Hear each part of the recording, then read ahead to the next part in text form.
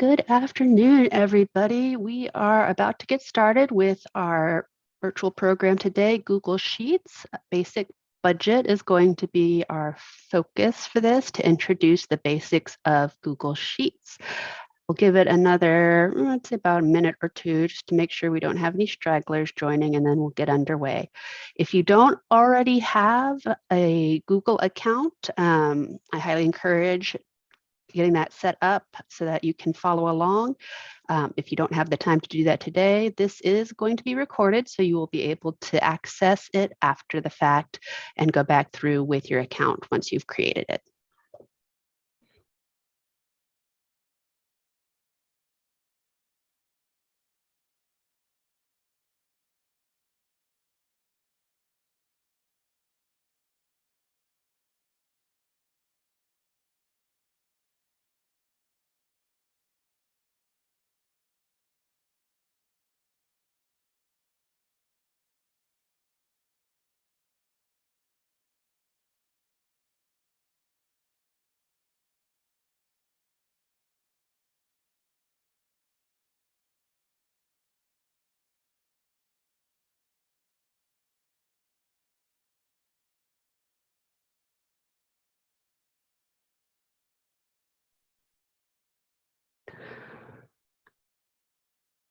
All right, let's get started. I do see a question already, and we'll touch on it real quick. We're not going to go through the whole process, but we do have a question about how do you create account.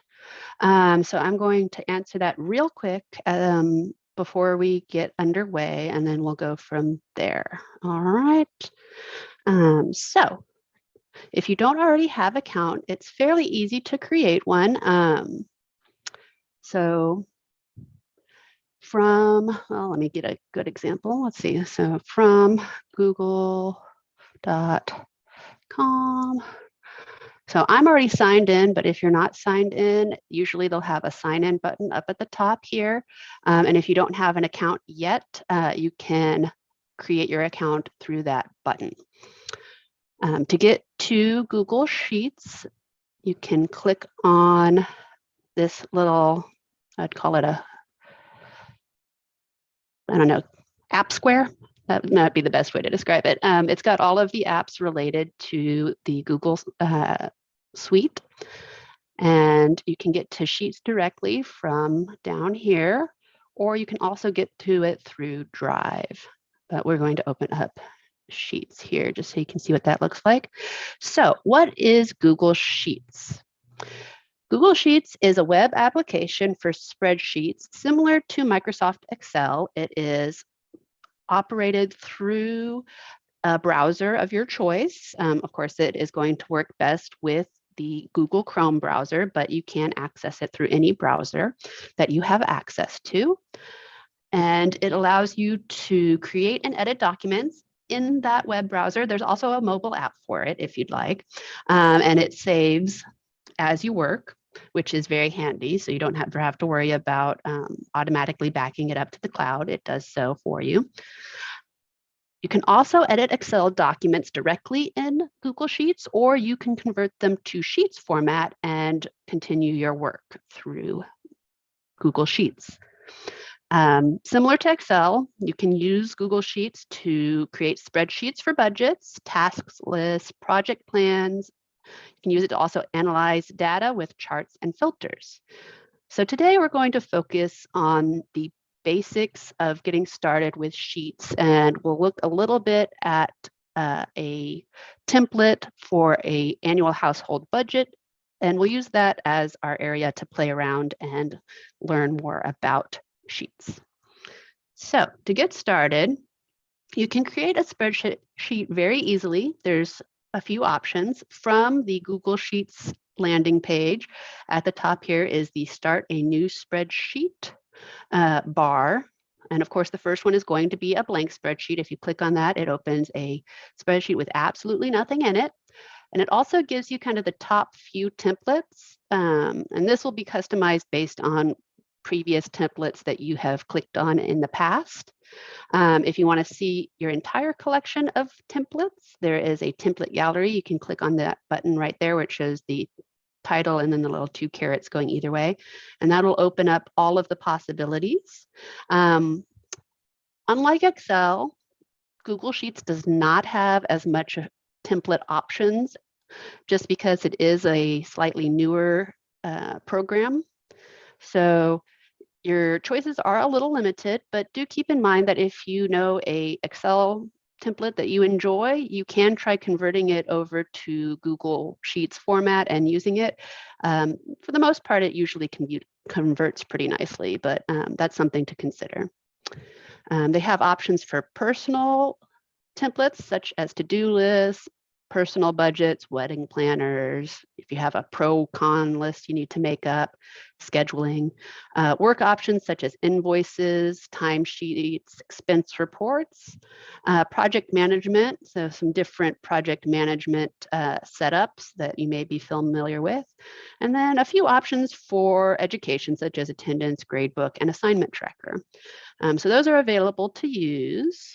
You can also access those sorts of things from Google Drive. So if you're in your Drive, which will look like this, you can always come up here to the new button with the plus sign, click on that, come down here to Google Sheets. Now, if you click on just the sheets here, it'll open a blank document. But if you come over here to the arrow, it gives you a drop down with an option of spreadsheets or from template. If you click the from template, it will open that gallery that we were just in, and you can select your template. So if you have an existing sheet that is already created, you can find that in your Drive by either searching from the bar here, or you can also choose to find it from a folder if you happen to have a folder created, and you can just go to that folder and open it. They also show your most recently used Google documents or frequently used ones over here, and you can click on them and it will open up. You can also open existing uploaded Excel sheets. If you see an X like this icon down here, that means it's an Excel document instead of a Sheets document. A Sheets document will have this little kind of like a sideways lopsided cross, which represents a column and a row. And so that's an icon to distinguish it between the Excel document. From your sheet, of course, it's going to show all of the sheets that you have available and only your sheets. So it's a nice quick way to see what sheets you have available. It is also going to, of course, show any Excel documents because those are basically the same thing.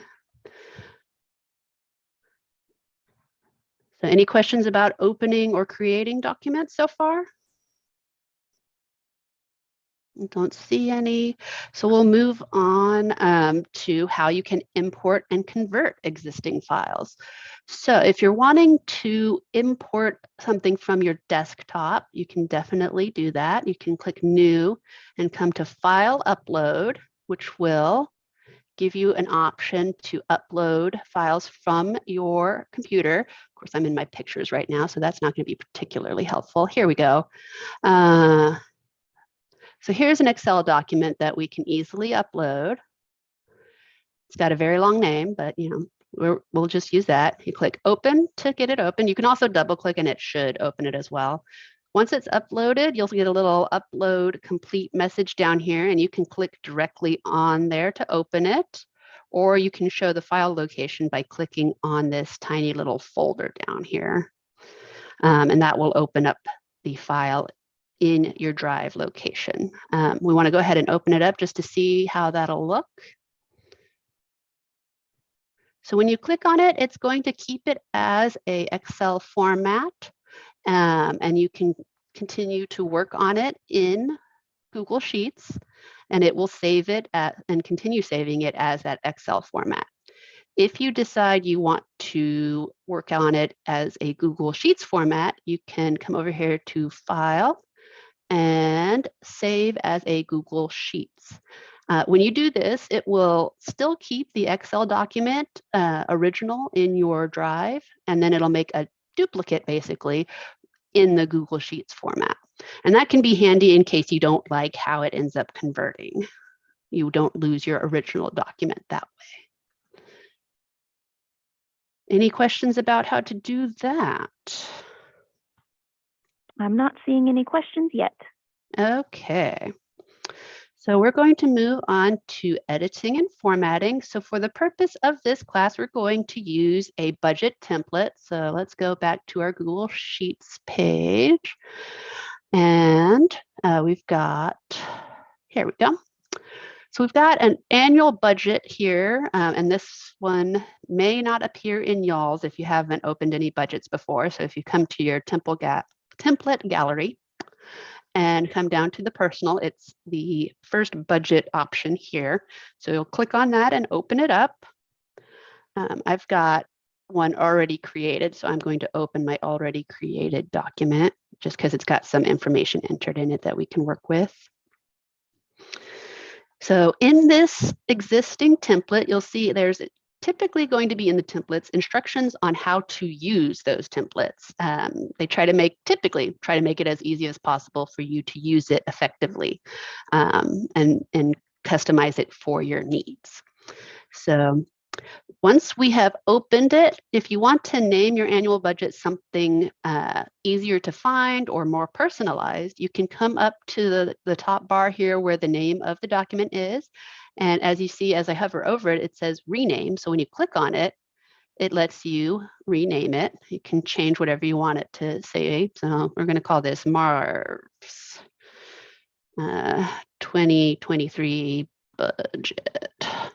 Just an example, and then you can hit enter, or if you click out of the box here, it will save that name, and you have successfully renamed your document. Now, if you want to enter text, that's easy enough to do. You can pick any cell. This one, you can't see the cells outlined individually because they've set it up to not show you the lines. But when you click, it will highlight where that cell exists. And then you could just type whatever you'd like to put in there. For protected documents where they've got things set up that they don't want you to change, there will be a pop-up that tells you you can't change it. Let's see if this one is one. Here we go. So it doesn't stop you entirely. It does allow you, if you want to edit it. So see, it asks you edit anyway. If you click OK, it will save those changes that you've made. If you want to avoid messing up anything that has been protected, you just hit cancel and it does not save the changes you've made.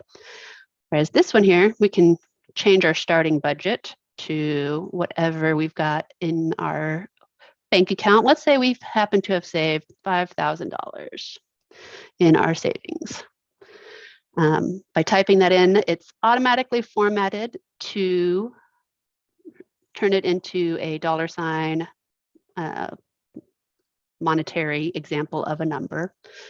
And I will show you how to change formatting for that in just a moment, but we're going to focus on entering data right now. So that sets that up there. You can also insert things into your spreadsheet, all sorts of different options for that. If you come up to the Insert tab here, there are options for charts, images. You can even do drawings if you are feeling artistic. The images can be handy if you are doing some sort of like vision board or something like that. Charts are great if you're trying to keep track of maybe what your total amount is, or if you're trying to demonstrate your income over the year. So that's an option there. And when you insert them, you just click on it and it will pop up with that item that you're inserting. And then it gives you an editor on the side here. Just edit it as you need. We're not going to get too into this. I just wanted to show how you can do it. If you accidentally insert something, you can always hit the undo button or the Control-Z shortcut, and that will get rid of your things that you've not wanted to add. You can also just delete it if it's highlighted. but undo is your friend. Undo is up here at the top, as well as redo. So if you hit undo too many times, don't worry, you can always go back and redo it. The toolbar is very handy here. It gives you your basic ones that you are probably going to use most frequently. And then file up here at the top, or not the file, but the toolbar up at the top that has the different menus has kind of an expanded selection. So for edit, you have undo and redo like you've got on the bar there, but also copying and pasting, deleting and finding and replacing. View has some options for adjusting things. Insert, again, you can insert charts, pivot tables, images. We'll get into how you can insert rows and columns and cells in just a moment. Format is where you can choose how to make your text look. There are some preset themes that you can utilize, and they'll show you the colors that are available for that. There's a few options. You can pick whichever one meets your needs. If you want something that's a little more dynamic, you can pick one of these bold ones. If you're going for something a little more subtle, you can go with like a blue. And that's all personal taste there. Or if you're making this for somebody else, then it might be their taste as well. Format also has, as I mentioned before, your options for how numbers and data show up in your cells. So numbers will allow you to either have an automatic thing. This automatic basically means that Google Sheets will look at the context of your information and, again, automatically assign a formatting to it. This can be great, but sometimes it doesn't get exactly what you want. So if you do know exactly the format you're wanting for a specific cell, it may be beneficial to just go ahead and select that. Number allows you to not only set it up as a number, but you can also pick how many decimal places it has. Percentage will, of course, convert any number to a percentage. Accounting sets it up to have the little dollar sign there. And then also it'll have some standard accounting elements, such as if it's a negative, instead of showing a negative sign, it'll have the little parentheses. And you can also even do currency rounded, which removes any of those pennies and smaller change that you don't want to show up. Time and date, and then you can also get into customizing your formats down at the bottom here. If you decide to do custom format, there's symbols utilized to tell Sheet what to format it as, but it will show you what the outcome is supposed to look like on the side here. So if you see these and get like confused or concerned that you're not setting it up right, just always look at the right-hand side, and the example here will let you know that you have picked a format that works for you. Any questions? Could I pause you? Yes. Yeah. There was a question. I believe we're covering it later, but someone asked, how do I turn my Sheets document into an Excel format? Yes, I can show you how to do that as we get to the bottom of this. We're going to cover it kind of in the exporting and printing options. So if you'll hold on, we'll get to that at the end of the program. So, sorry, where was I at? So we covered inserting. Okay, fonts. So we do have a few options to play with your fonts over here in the toolbar. If you wanted to get more specific, again, you can come back into the formatting. There's options in here to do all sorts of fun stuff with your text. But we do have access to the most common stuff down here, such as adjusting the size. You can either type directly in here if you have a specific number you know. You can use some of the presets sizes here, or you can increase it by increments of 1 by doing the plus and minus. You can change your font style. There are a limited selection of fonts on here because, again, this is Google, it's not Word. So some of the, I guess you'd probably call them copyrighted word specific fonts aren't going to show up here, but they have a lot of options that correspond to those choices. And of course, the ones that are available across the board are here. So like Arial and I believe Times New Roman is probably down here. Yeah. So those are your classic ones that you'll often use. And then we have got bold, italic, strike through. These are some of the most common ones to utilize. But if you're looking for something like underline, again, you can come back up here to format and it's under the text here. You can underline. You can change your font colors. They've got all sorts of different options here for coloring, and you can even use this little dropper to match a color you've already selected. You can also use fill colors. This can be handy to highlight your cells and give yourself a little more organization. So you can change your fill color to give you a little more of a visual. If you don't like how it looks, you can click reset and it will wipe out whatever your selection was. You can add borders. And this is nice because you can change how you put lines around things. So if you don't want to have a set grid that can be printed out with a sheet, this gives you some options. So you could put a border around this particular part of the document to make it pop on the sheet that you print out. Let's see. Is anybody having issues with the video? We had one person mention something that the video froze, and it could be a personal issue, but if there's anyone else experiencing that problem, please let us know and we can see if we can figure it out. So if you're trying to match a format that you've already done and you don't want to have to change all of the little things, including your font size and other things that you've already set for it, you can highlight the example format that you're wanting to copy. So let's say we're wanting to copy this format here and make all of our text down here into that. And then you can utilize this little roller brush here, which is the format painter.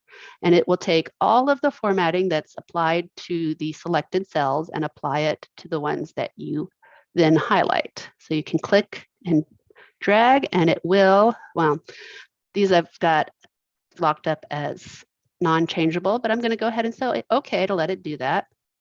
And it applies the format. Of course, now my text, it doesn't fit, but it does show you how you can change the format. If you do want to adjust an area once you've changed the format so that your text fits, there's a few different options for that as well.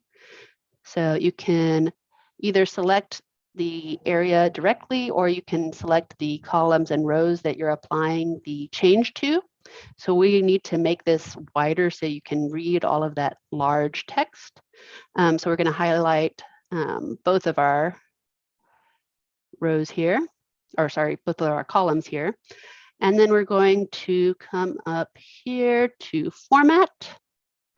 And we are going to select, let's see, where did it go? I've misplaced it.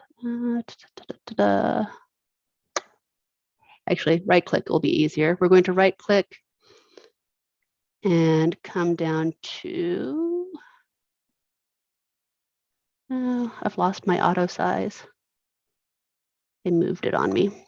Well, I'll show you how to manually do it now, and then I'll find that auto size for you. So to manually change your row and column sizes, if you hover between the two columns that you're wanting to adjust, you can click and drag and it will increase your size. Let me do that.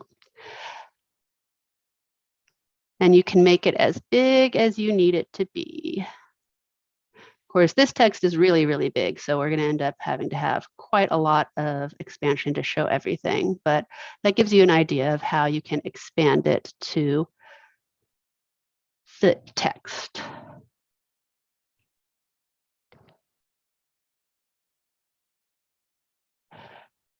Any questions on that? No questions on that so far. Okay. See, you can also change text alignment. just to demonstrate. Well, now that's super big. Let's bring it back so it's not crazy huge anymore. There we go. So right now we've got our money that we have in our starting bank account formatted to be up against the left edge of our cell. We can change that up using the option here on the toolbar for the horizontal alignment. You can center it, which will put it in the middle of the cell. You can do right alignment, and you can also move it back. Under format alignment, you have options also for moving it within the cell from top to bottom. So if you have a block year set row that's wider than the text that you have in it, you can choose where that text ends up. So let me demonstrate that real quick by expanding this out a little bit. Here we go. So see, our cell is really big right now, and our text is sitting in the middle of that cell. We can then come up here to format and opt to have it up at the top, or opt to have it down at the bottom. So that's some ways you can move text around within the cells.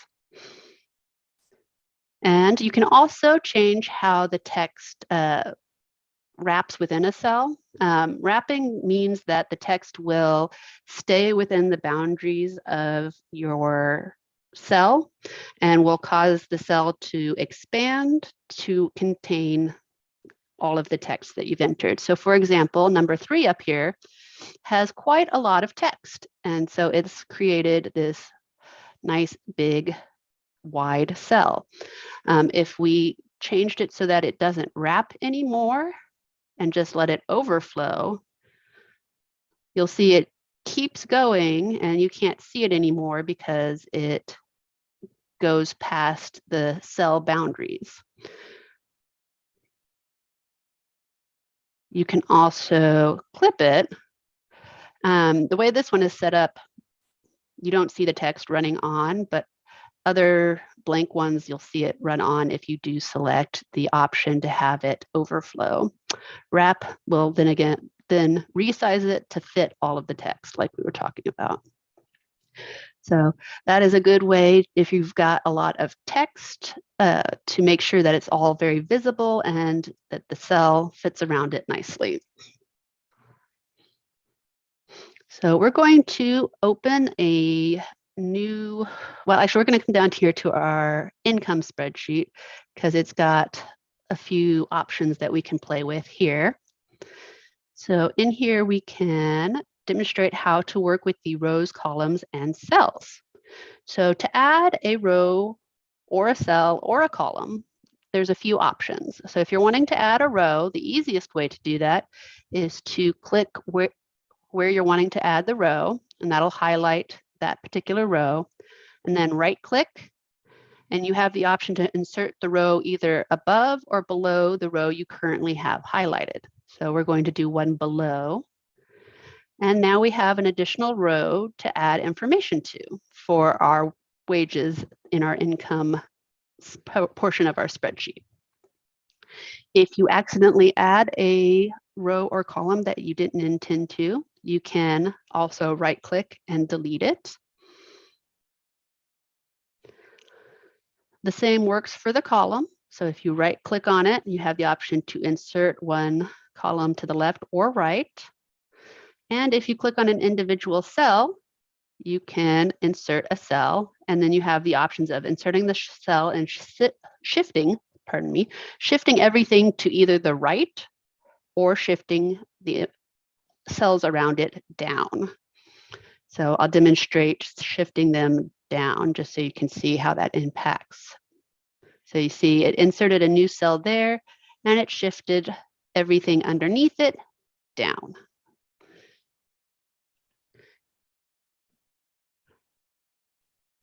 Any questions about inserting and adding rows and cells? No questions yet. Cool. If you have information and you want to clear it out of a particular area, there is also an option to clear the row instead of deleting it entirely. If you select clear, it just empties everything out there. And now you don't have any information in that particular row. Works the same way with selected cells or a selected column. You can also choose to hide a row. So if, say, you have information that you want to keep, but you don't want it to be visible for whatever reason, you can opt to hide a row. And you'll see that you still have it there, but it now says you have 5 and 7 visible. And you also see the little arrows here that will indicate that there is a missing row that isn't showing. If you click on that, it will open up and you'll be able to see what was hidden. All right, any questions about that? Not yet. Okay. Oh, just a moment. We do have one question. Yeah, I see it. It says, do I have to, oh, yeah, go ahead. Yeah, so to create 5 rows or multiple rows at a time, the easiest way to do that is you should be able to select the number of rows you're wanting to add. So for example, let's say we have a lot of income that we want to add for whatever reason. You can pick, let's say we need 3 more rows. You can highlight the number of rows you want and then right click and it says insert 3 rows and allows you to insert them either above and below. So when you do that, it'll add those 3 rows below your selected field. And that's how you can add multiples so you don't have to hit one multiple times. Very time saving if you choose to go that route.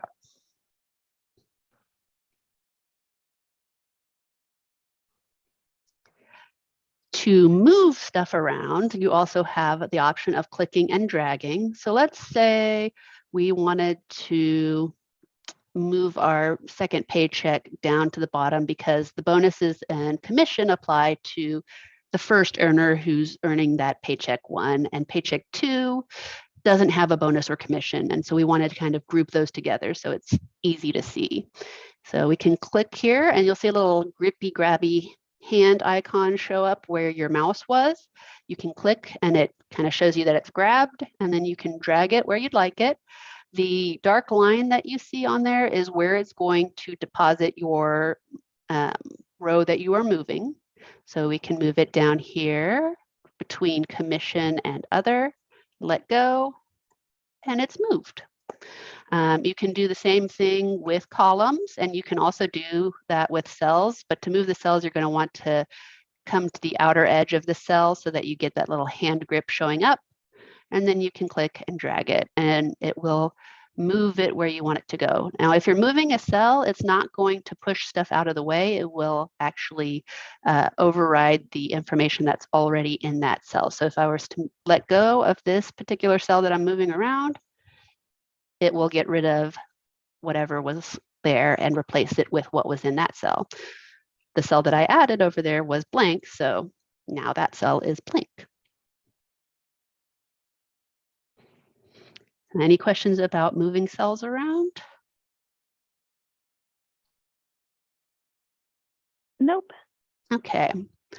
And finally, so this one has a great demonstration of how to freeze header rows. This one has up here row 1 and 2 have been frozen so that as you scroll, you can still see the months and the total and average information at the top there. To change whether or not these are frozen, you can come over to View and you have the option to freeze.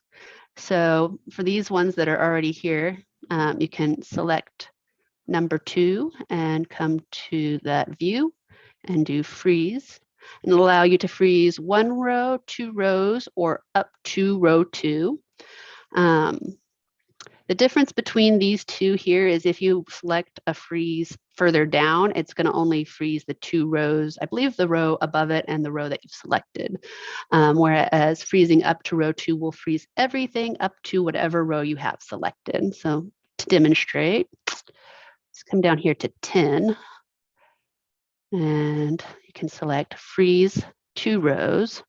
And if you do that, oh, well, I think since I've already got these frozen, let me unfreeze them so that we can demonstrate that. Freeze, no rows. All right, so now our rows are no longer frozen. Now we can play with it a little. 2 rows. Okay, so it does the first 2 rows up there. Sorry about that. And then freezing up to row 10 will freeze. And you see the little bold line there that shows you where the freezing starts. So you'll see everything below row 10 is frozen. So there we go. The nice thing about that option is if you're only wanting to freeze your headers, you can pick row 1 or 2 easily without having to have them already selected. You can also freeze columns the same way. So it'd be the first 2 columns for that column 1 and 2, or up to whatever column you have highlighted, it'll freeze. Any questions about freezing?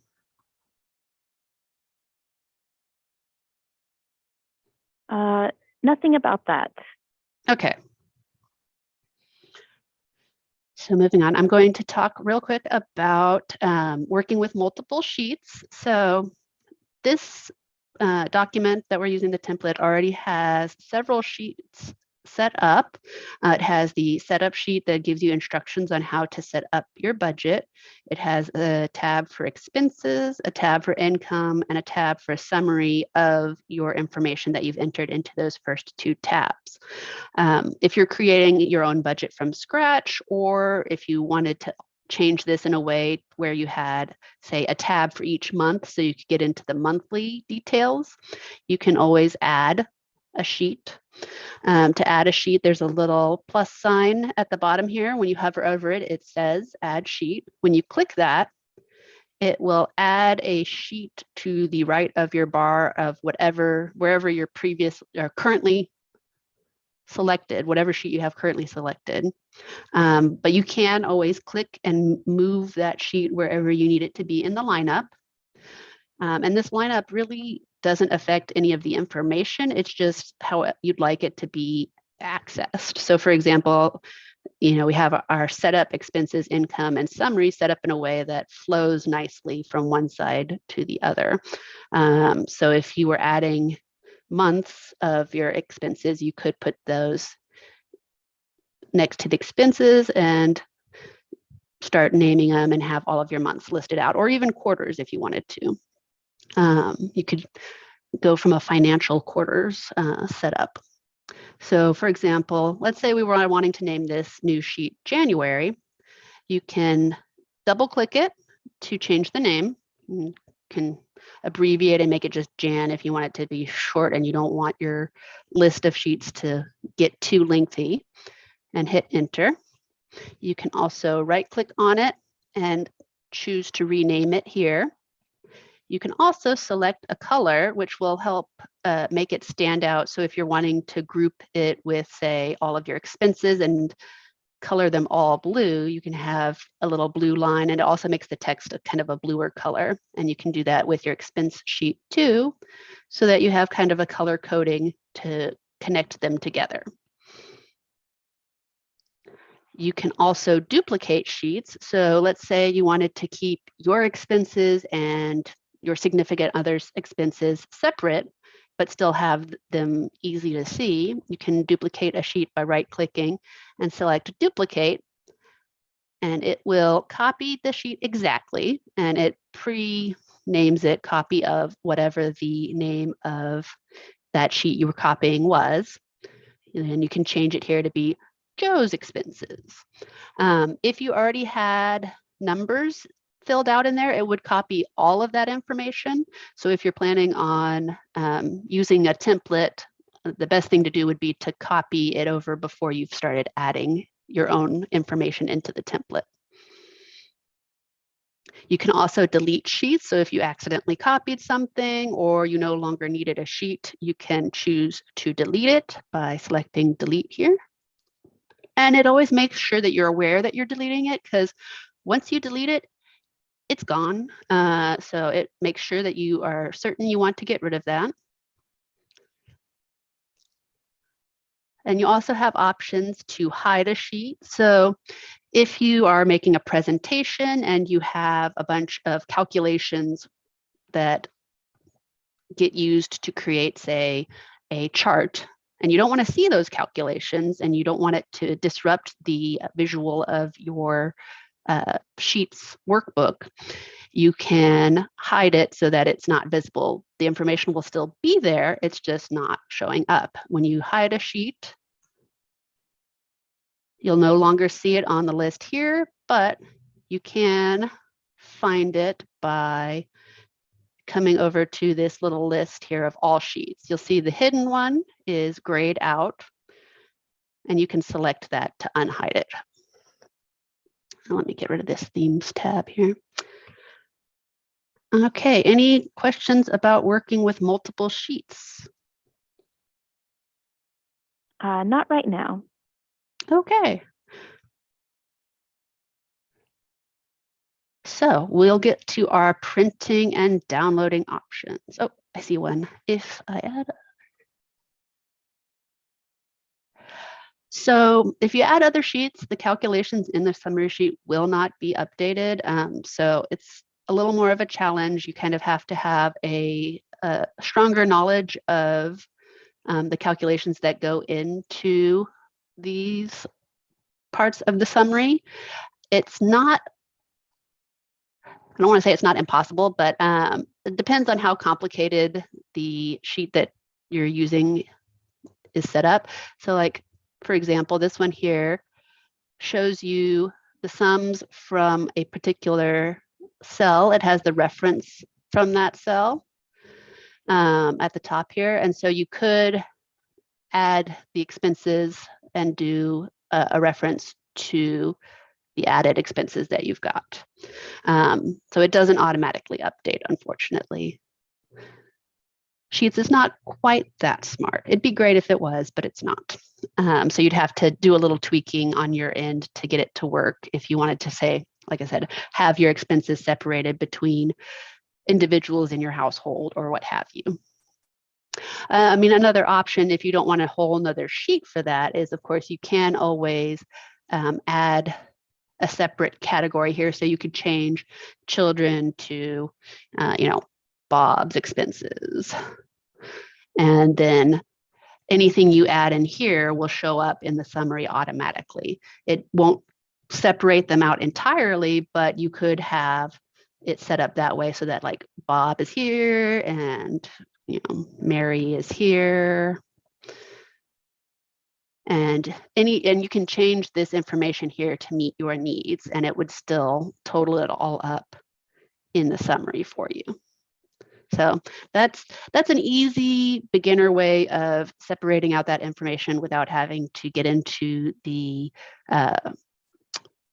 formulas and equations that are set up to calculate stuff. Did that answer the question? I hope so. I do see a thanks, so I think so. Awesome.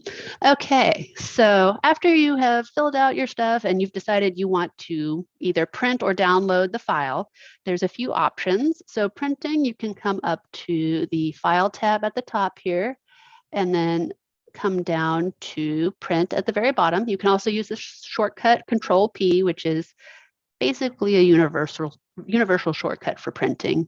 And you can click on it. When you do that, it opens a little print preview that allows you to see your print settings. It has the total number of pages that you'll be printing, and that's based off of your section here.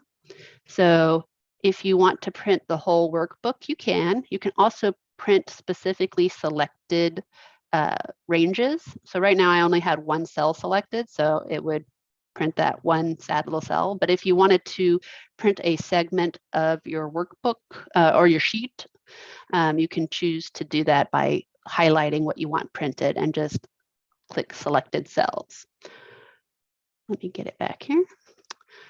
You can also pick your paper size, and this is really going to depend more on what you have available in your printer. If you're printing from, like, for example, the library, we have a limited selection in our printers. We have your standard letter page, which is 8.5 by 11.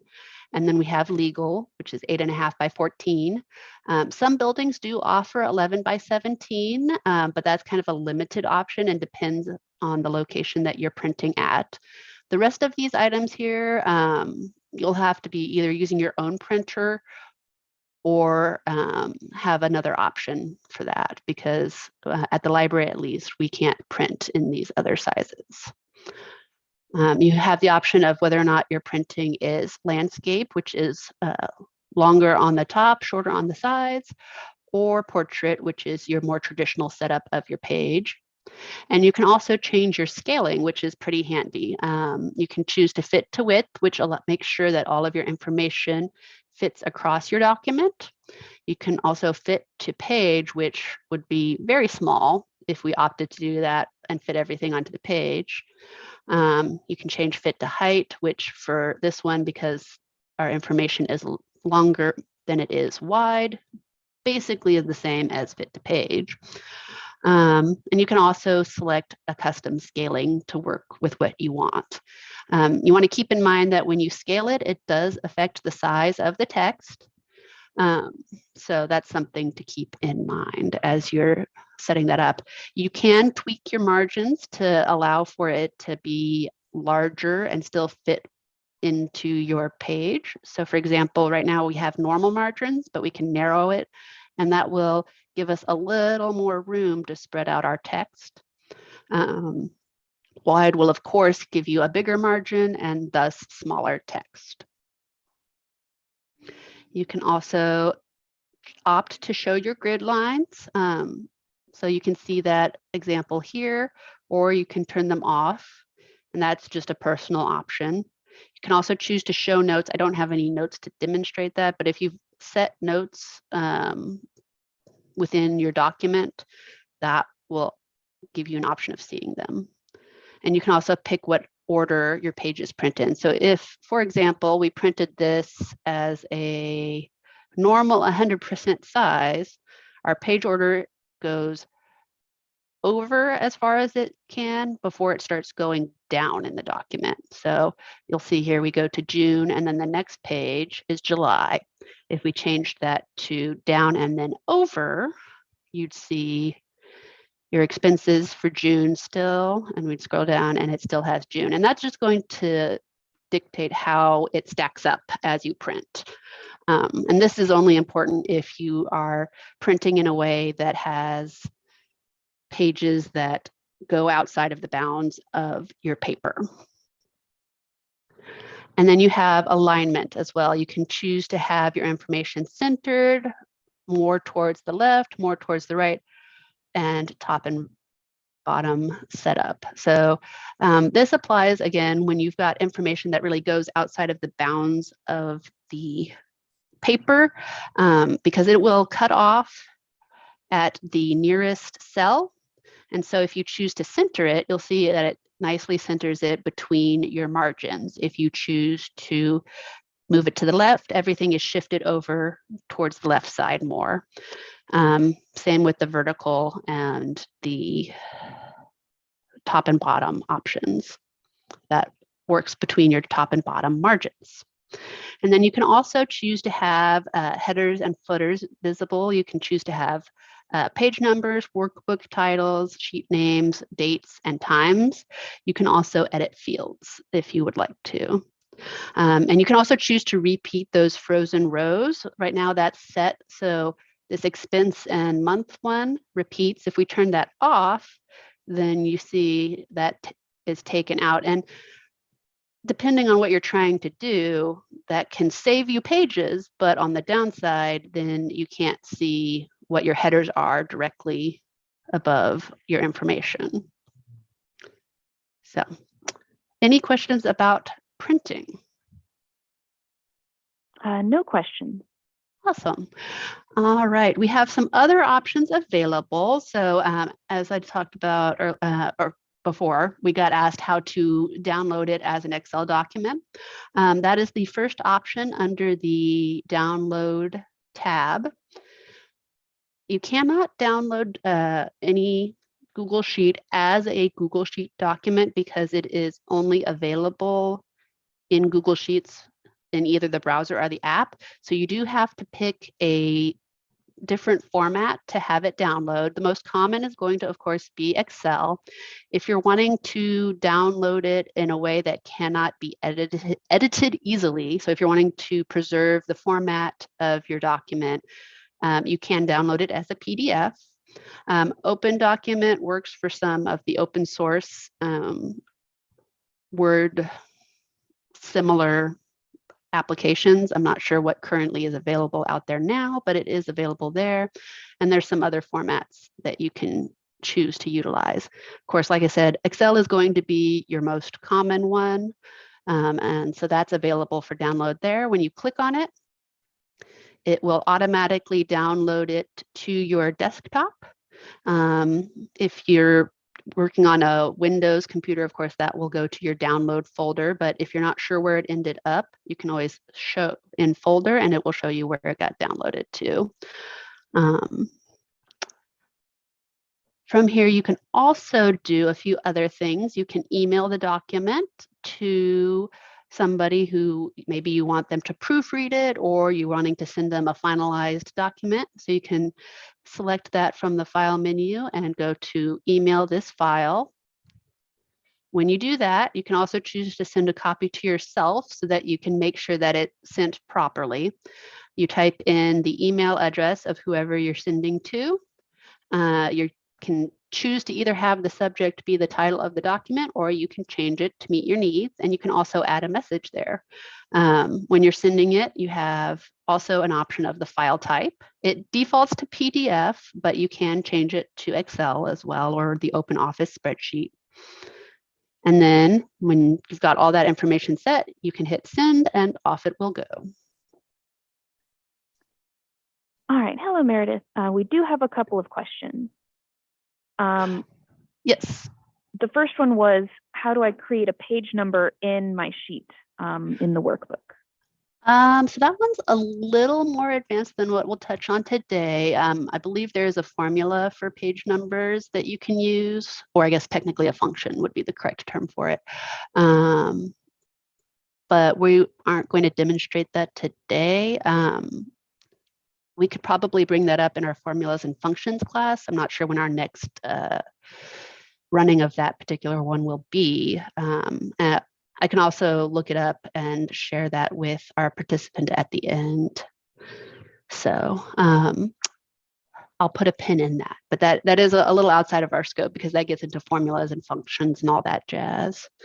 Okay, I did add a link to the library program calendar, which might have the next class on it. Yeah. We did also have another question that was, would Apple numbers do this? Apple numbers do this and what? It wasn't very specific. I presume, does it have some of the similar functions? I am unfamiliar with Apple numbers. I am not sure if it is the Apple version of Excel, then probably, but I don't typically work with Macs. So if they would like a more extensive answer, they can, the person who asked the question can share their contact information. I'll be glad to look up the answer to that for them because I am not the person to ask for Mac related questions, unfortunately. Let me see. Let me make sure we touch our bases here because we have 6 more minutes left and make sure I get to the final things I was wanting to share. We've done emailing. Oh, and you can also share this document with other people through under file, it's share here, and you can share with others. You can also use that up here. There's a big button that says share, and right now it shows that it's currently private to me, but when I click on it, it opens up the option to share with others. And you can add people. When you type in their name, it will pull it up from your contact list in your Gmail account if you're typing a name, or you can type an email directly if they don't have a Gmail account that is already available. People who don't have Gmail accounts can access your files that you share with them. It just means that they won't be able to necessarily save it or do other things with it that has a little more functionality if you have a Gmail account. You can pick how they have access to it. Like this one says only people with access can open a link. So if I send the link to somebody and they forward it to someone else, if that person's name has not been added here, then it will tell them they don't have access. You can, of course, change that to where anyone with a link can do it. And that's going to depend on how you want that information to be shared and how much you trust the person or people that you're sharing it with. You can also change, so let me demonstrate. When you select somebody, you can decide whether or not they can edit the document as well, or if they're allowed to just comment on it, or if they can only view it. And this, again, further protects your information and your content that you've already saved. So if you're adding somebody that you want to collaborate with, you want to make sure that editor is selected. But if you're wanting something that's either being shared just to disseminate information, you'll look at viewer, or if you want just a review but no ability to change anything, you can limit them to commenter, and that will limit it. All right. Any other questions before we go for today? I can reach back out to those who have questions that fall outside of the scope of this. If you would like to share your contact information directly with us, then go right ahead and we can reach out to you at a later time to provide that information.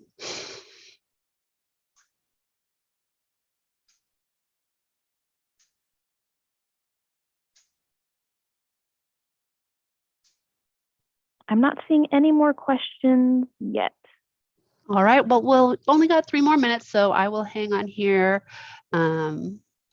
and give you all the opportunity if you have any questions to ask. If not, thank you so much for attending. We appreciate you participating in this program. I believe that we still have a survey that pops up once you exit out of Zoom. If you have any thoughts that you'd like to share about how this program went, be it positive or constructive, please do let us know and we will apply those to future programs. We appreciate it very much. Thank you.